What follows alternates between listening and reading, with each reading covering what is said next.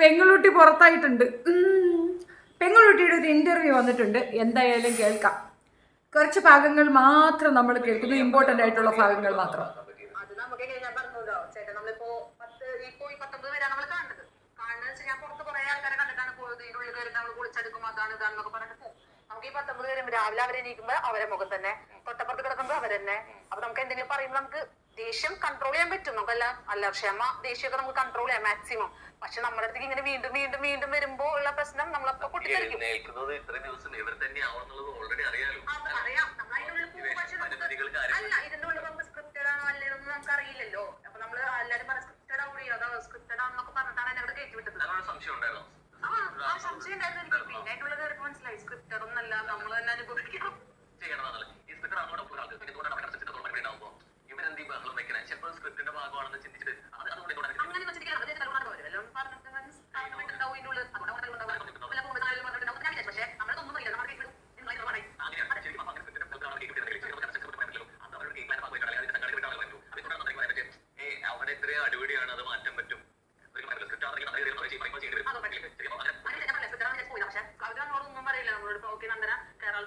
കേരളത്തിൽ നമ്മളത് ഇരുത്തിയിട്ട് അപ്പൊ തന്നെ നമുക്ക് ഒറ്റയ്ക്കിരിക്കാണല്ലോ. പിന്നെ അതിന്റെ ഉള്ളിലേക്ക് കയറുമ്പോ ഒറ്റയ്ക്കല്ല, എല്ലാവരും കൂടി സംസാരിക്കും. അത് നമ്മുടെ ടിവിയിലെ കണ്ടാണ്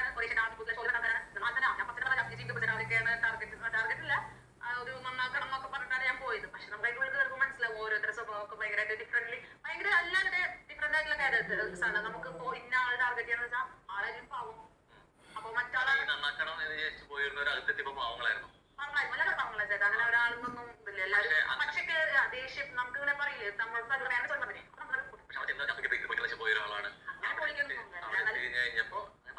പൊളിക്കണം വെച്ച് കഴിഞ്ഞാൽ എന്നാലും അവരുടെ പറയില്ല ചതച്ചിപ്പില്ല, അങ്ങനത്തെ സംഭവം ഉണ്ടല്ലോ. അതല്ല അവരോട് പറഞ്ഞത് ചോദിച്ചു, ചേട്ടാ ഇത് ചിക്കൻ അറിയില്ല ഓൾറെഡി. പിന്നെ അവര് ഇതിനുള്ളിൽ നമുക്ക് എന്തായാലും ചേട്ടാ റിലേഷൻ ഒന്നും വേണ്ട എന്ന് പറഞ്ഞാലും നമുക്ക് പിന്നെ അത് പറഞ്ഞിട്ടില്ല. പെങ്ങള് കുട്ടി മറ്റേ എന്നും തങ്കപ്പുറമൊക്കെ പറഞ്ഞിട്ട് തന്നെ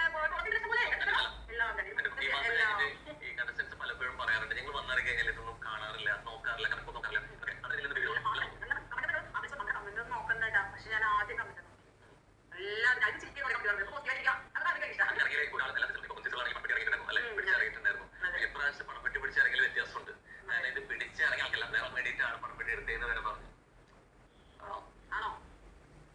ഞാൻ എന്റെ പണ്ടെടുത്തിട്ട് ഞാൻ നോക്കുള്ളൂ. എനിക്ക് വീടൊക്കെ ഞാൻ തന്നെ ഉണ്ടാക്കും. സായിച്ചേട്ടൻ യൂട്യൂബിൽ പറഞ്ഞിട്ടുണ്ടായിരുന്നു, നിങ്ങൾക്ക് ഇതിന്റെ ആവശ്യമില്ല. ഇവിടെ പറഞ്ഞിട്ടുണ്ട് മുമ്പേ ഞാൻ പറഞ്ഞിട്ടുണ്ട്, നിങ്ങളുടെ പണപ്പെട്ടിയുടെ ആവശ്യമൊന്നുമില്ല, എനിക്ക് ഞാൻ പണ്ടെടുത്തിട്ട് ഞാൻ ഉണ്ടാക്കും എന്ന് പറഞ്ഞിട്ടുണ്ടായിരുന്നു. ആളിപ്പോ തന്നാലും അവരെ സ്നേഹം കൊണ്ടാണ്, അവരുടെ ആത്മാക്കളുടെ സ്നേഹം കൊണ്ടാണ് അവർ തരിക. പക്ഷെ ഞാനത് അവിടെ വെച്ച് ഞാൻ പറയാം ചേട്ടാ വേണ്ട എന്നുള്ളൊരു രീതിയിൽ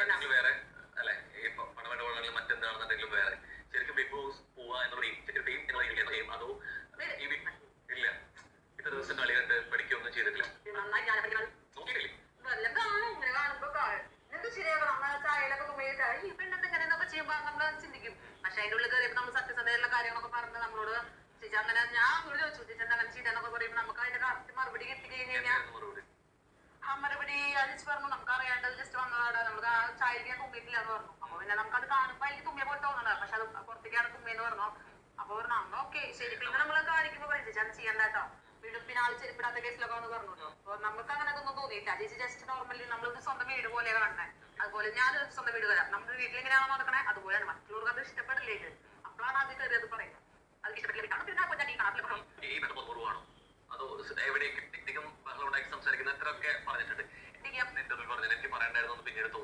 ഇല്ല ചേട്ടാ. എന്റെ കാര്യം വെച്ചാൽ പറയേണ്ടതെന്ന് വെച്ചാൽ പിന്നെ ഒരു സ്വഭാവം അറിഞ്ഞപ്പോൾ പിന്നെ സംസാരിക്കാത്ത ഞാൻ അങ്ങോട്ട് പോയി ചോദിച്ചു വീട്ടിലാരൊക്കെ ഉണ്ട് എന്നൊക്കെ പറയുമ്പോൾ അയ്യോടാ 8 നിലയിൽ തേഞ്ഞു എന്താണ് അനിയത്തിക്കുട്ടിയുടെ ഇന്റർവ്യൂ നിങ്ങൾ തന്നെ പോയി കാണുക. ഞാൻ കൂടുതൽ കാണുന്നത് എനിക്ക് ചിരിച്ചു മരിക്കാനാണ് തോന്നുന്നത്. യജ്ജാതി ഫേക്കാണ് ഈ പെണ്ണെന്നുള്ളൊരു തെളിവാണ്. സത്യത്തിൽ ഒരുപാട് പ്രതീക്ഷകളോടുകൂടി അതിനകത്ത് പോയ കുട്ടിയാണ്. അവളുടെ അമ്മയുടെ ഒരുപാട് പ്രതീക്ഷകൾക്ക് നല്ല ഒരു ഇതുണ്ടാകുമായിരുന്നു. സിജോയും സായിയും ചേർന്ന് നശിപ്പിച്ചു, അത്രയേ ഉള്ളൂ. അത് ജാസ്മിൻ ഷോയാണ്. അവിടെ എൻ്റെ മകൻ പറയുന്ന കണക്ക് ജസ്റ്റ് ബോസ്, അത് ജാസ് ബോസ് ആണ്. ഈ പറയണതൊക്കെ കള്ളമാണെന്ന് നമുക്കറിയാം. കയറി പോകുമ്പോൾ എന്താണ് പറഞ്ഞിട്ട് പോയത് അതിൻ്റെ നേർ വിപരീതമാണ് പറയുന്നത്. ഒരാൾ തുമ്മിയിട്ടത് നമ്മളൊക്കെ വിറ്റ്നസ്സായ കാര്യമാണ്. ആ ഒരു വിഷയത്തിൽ തന്നെ അത് ഞാൻ അറിഞ്ഞുകൊണ്ടല്ല എന്ന് പറയുമ്പോൾ അതിനകത്ത് തന്നെ മറുപടി ഉണ്ട്. ആരെയാണ് ഒപ്പിക്കുന്നത്, ആരെയാണ് പറ്റിക്കുന്നത്? എന്താ പറഞ്ഞതെന്ന് ഓർമ്മയുണ്ടോ? നിങ്ങൾക്ക് ആർക്കെങ്കിലും ഉണ്ടോ? ആ തുമ്മുമ്പോൾ പുള്ളിക്കാരത്തി പറഞ്ഞത് ആരും കണ്ടില്ല, ടേസ്റ്റ് കൂടും. അതാണ് വ്യക്തിത്വം എന്നുള്ളത്. മുടി കെട്ടി വെക്കണം, മുടി കെട്ടി വെക്കണം, ഞാൻ അങ്ങനെ ചെയ്യും ഇങ്ങനെ ചെയ്യും. അയ്യോ നിങ്ങൾക്ക് പ്രിയെ കെട്ടിപ്പിടിക്കുള്ളൂ. എന്ത് വഴക്കായിരുന്നു അവിടെ. പിന്നീട് മനസ്സിലായി പുള്ളിക്കാരത്തിക്കാണ് അവിടെ ഇത്.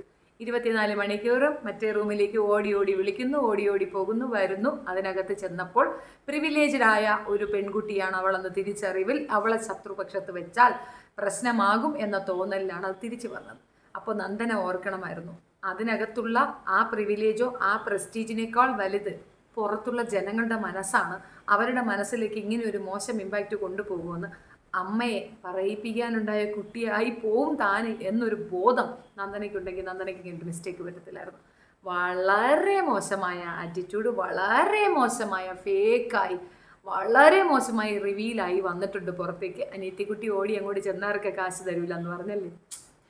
അവനെ വിശ്വസിക്കരുതെന്ന് പറഞ്ഞാൽ കേൾക്കണ്ടേ? എവിടാ അവൻ ഇറങ്ങുന്നതിന് മുമ്പ് ഒരു വീഡിയോ ഇട്ടിരുന്നു, അല്ലെങ്കിൽ അത് കിട്ടിയൊക്കെ കാണും. പക്ഷെ നീ പോകും, എന്താണെന്നറിയാം, എൻ്റെ പ്രതീക്ഷ. ഞാൻ കള്ളം പറയണേന്നല്ലേ, കള്ളമല്ല കുട്ടി, അവൻ സ്വാർത്ഥനാണ്.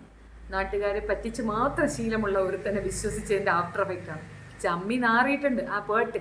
ഒപ്പിച്ചങ്ങ് നിന്നോ, ഒരു തട്ട് ഒരു തള്ള്. ഏതായാലും എല്ലാവരും പോയി കാണുക. മൈൽ സ്റ്റോൺസിൽ അവളുടെ ഇൻ്റർവ്യൂ വന്നിട്ടുണ്ട്, നല്ല കോമഡി ആയിട്ടുണ്ട്. ചളിഞ്ഞ് വളിഞ്ഞ മോന്ത പയ്യൻ പൊളിച്ച് വരിച്ച് കീറി അങ്ങ് കൊടുത്തിട്ടുണ്ട്. Thank you so much.